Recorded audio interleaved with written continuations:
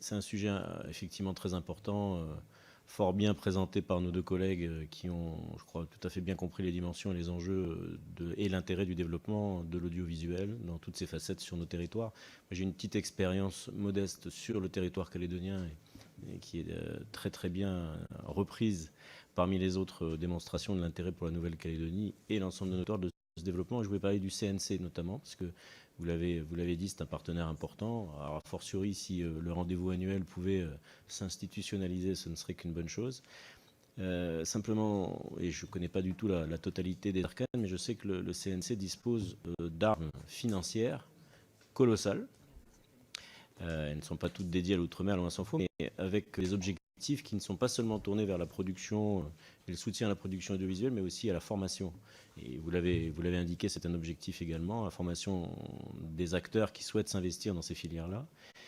Et puis, une autre dimension qui m'avait été présentée par le président du CNC lui-même, c'est la dimension régionale, c'est-à-dire la capacité peut-être pour le CNC d'être également force de proposition pour accompagner nos territoires à s'ouvrir par rapport à leur environnement. L'exemple avait été pris de l'Australie, puisque l'Australie est une grande puissance dans le cinéma, dans la production audiovisuelle, dans les métiers de l'audiovisuel. Et un exemple tout à fait modeste, mais qui reprend celui que vous avez cité de La Réunion, avec cet atelier. Quand je l'ai visité à La Réunion, c'était il y a une bonne dizaine d'années, c'était une petite chose sur les docks comme ça, tout à fait invisible de l'extérieur. Et à l'intérieur, il y avait un studio de motion capture. Ils étaient en train de préparer, je crois, la mascotte des Jeux Olympiques de Pékin. Donc c'est à La Réunion, voilà, je l'ai appris à ce moment-là que la mascotte des Jeux Olympiques de Pékin a été fabriquée, construite et les petits films réalisés. Donc vraiment, ça m'avait assis.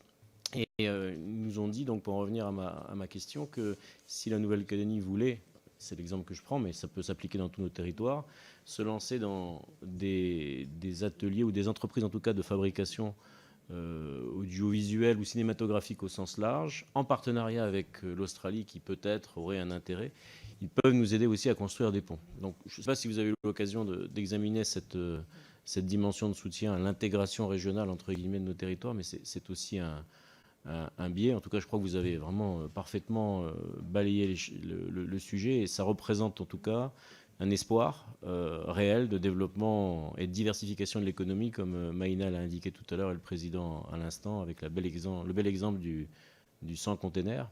On a tout intérêt, évidemment, à nous mobiliser sur la diversification économique dans des activités de services comme celle-ci, qui sont en plus tout à fait légitimes, puisque nous disposons, comme chacun le sait, à la fois des plus beaux territoires, des plus belles femmes et des plus beaux hommes, des plus beaux animaux. Enfin, on est évidemment, je dis ça en toute objectivité naturellement, je ne cite pas que la Nouvelle-Calédonie, mais je pense qu'on sera tous d'accord, un territoire d'attractivité très fort pour la production audiovisuelle. Voilà. Et merci en tout cas beaucoup pour le travail, mes chers collègues.